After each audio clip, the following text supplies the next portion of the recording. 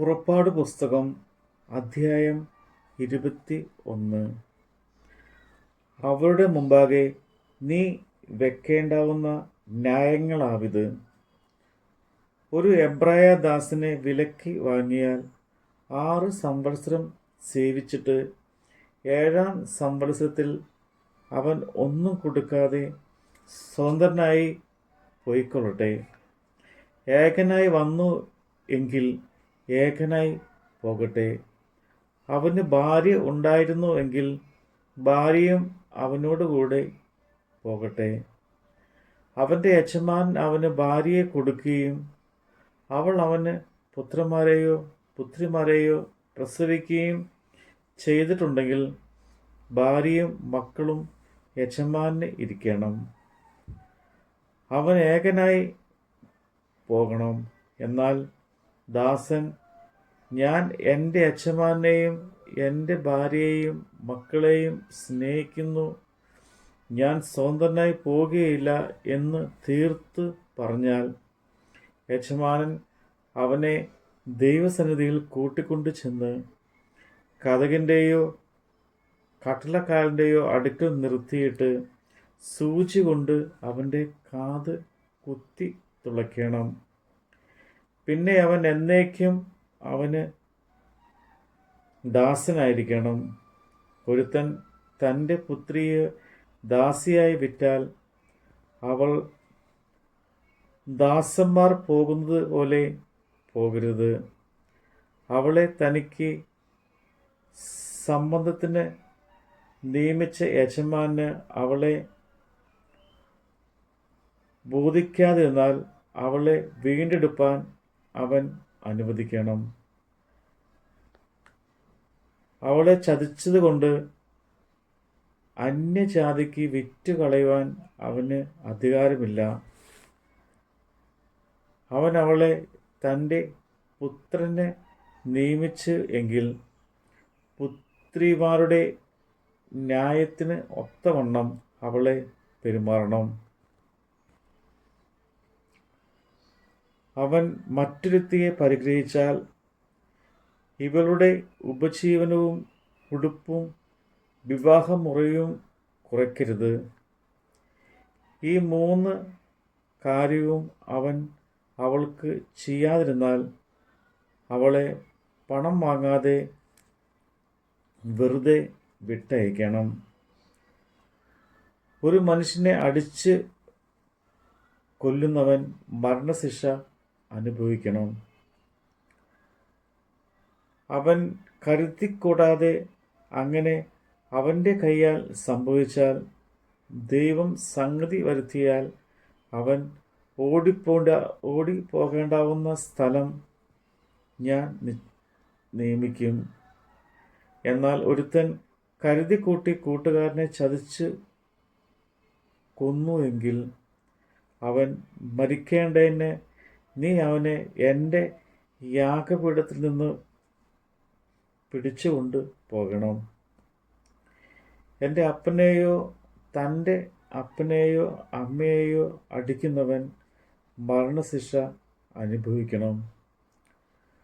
ഒരുത്തൻ ഒരാളെ മോഷ്ടിച്ചിട്ട് അവനെ വിൽക്കുകയോ അവൻ്റെ കൈവശം അവനെ കണ്ടുപിടിക്കുകയോ ആകട്ടെ ചെയ്താൽ അവൻ മരണശിക്ഷ അനുഭവിക്കണം. തൻ്റെ അപ്പനെയോ അമ്മയെയോ ശപിക്കുന്നവൻ മരണശിക്ഷ അനുഭവിക്കണം. മനുഷ്യൻ തമ്മിൽ ചണ്ട കൂടിയിട്ട് ഒരുത്തൻ മറ്റവനെ കല്ലുകൊണ്ടോ മുഷ്ടി കൊണ്ടോ കുത്തിയതിനാൽ അവൻ മരിച്ച് പോകാതെ കിടപ്പിലാകുകയും പിന്നെയും എഴുന്നേറ്റ് വടിയൂന്നി വെളിയിൽ നടക്കുകയും ചെയ്താൽ കുത്തിയവനെ ശിക്ഷിക്കരുത്. എങ്കിലും അവൻ അവൻ്റെ മിനക്കേടിന് വേണ്ടി കൊടുത്ത് അവനെ നല്ലവണ്ണം ചികിത്സിപ്പിക്കണം. ഒരുത്തൻ തൻ്റെ ദാസനെയോ ദാസിയെയോ തൽക്ഷണം മറിച്ചു പോകത്തക്കവണ്ണം വടികൊണ്ട് അടിച്ചാൽ അവനെ നിശ്ചയമായി ശിക്ഷിക്കണം. എങ്കിലും അവൻ 1-2 ദിവസം ജീവിച്ചിരുന്നാൽ അവനെ ശിക്ഷിക്കരുത്. അവൻ അവൻ്റെ മുതലല്ലോ.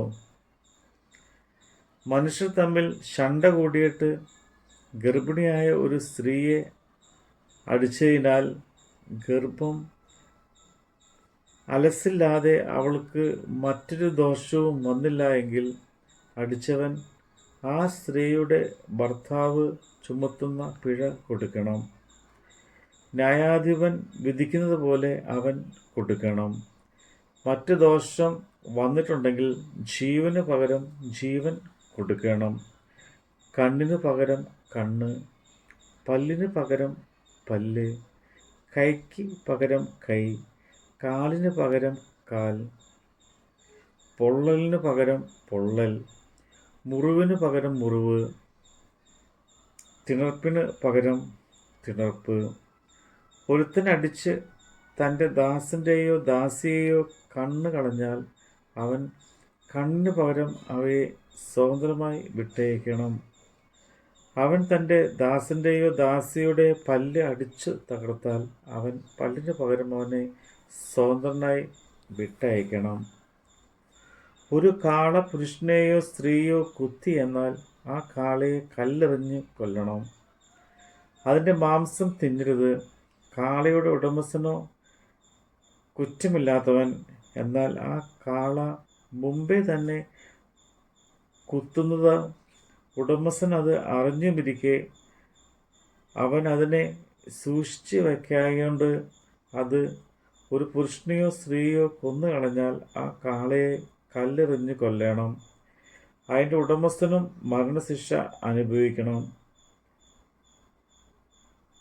ഉദ്ധാരണ ദ്രവ്യം അവൻ്റെ മേൽ ചുമത്തിയാൽ തൻ്റെ ജീവന് വീണ്ടെടുപ്പായി തൻ്റെ മേൽ ചുമത്തിയതൊക്കെയും അവൻ കൊടുക്കണം. അത് ഒരു ബാലനെ കുത്തിയാലും ഒരു ബാലയെ കുത്തിയാലും ഈ ന്യായപ്രകാരം അവനോട് ചെയ്യണം. കാള ഒരു ദാസനെയോ ദാസിയോ കുത്തിയാൽ അവൻ അവരുടെ ഉടമസ്ഥന് 30 ശേക്കെൽ വെള്ളി കൊടുക്കണം. കാളയെ കൊന്നുകളയുകയും വേണം. ഒരുത്തൻ ഒരു കുഴി തുറന്നു വയ്ക്കുകയോ കുഴി കുഴിച്ച് അതിനെ മൂടാതിരിക്കുകയും ചെയ്തിട്ട് അതിലൊരു കാളയോ കഴുതിയോ വീണാൽ കുഴിയുടെ ഉടമസ്ഥൻ വില കൊടുത്ത് അത് യജമാനെ തൃപ്തി വരുത്തേണമെന്ന്. എന്നാൽ ചത്തുപോയതിന് അവനുള്ളതായിരിക്കണം. ഒരുത്തൻ കാള മറ്റൊരുത്തൻ്റെ കാളയെ കുത്തിയിട്ട് അത് ചത്തുപോയാൽ അവർ ജീവനോടിരിക്കുന്ന കാളയെ വിറ്റ് അതിൻ്റെ വില പകുത്തെടുക്കണം. ചത്തുപോയതിനെയും പകുത്തെടുക്കണം. അല്ലെങ്കിൽ ഒരു കാള മുമ്പേ തന്നെ കുത്തുന്നത് എന്ന് അറിഞ്ഞിട്ടും ഉടമസ്ഥൻ അതിനെ സൂക്ഷിക്കാതിരുന്നു എങ്കിൽ അവൻ കാളയെ പകരം കാളയെ കൊടുക്കണം. എന്നാൽ ചത്തുപോയാൽ അവനുള്ളതായിരിക്കണം. നമ്മുടെ കർത്താവിൻ്റെ വചനമാണ് നമ്മൾ കേട്ടത്.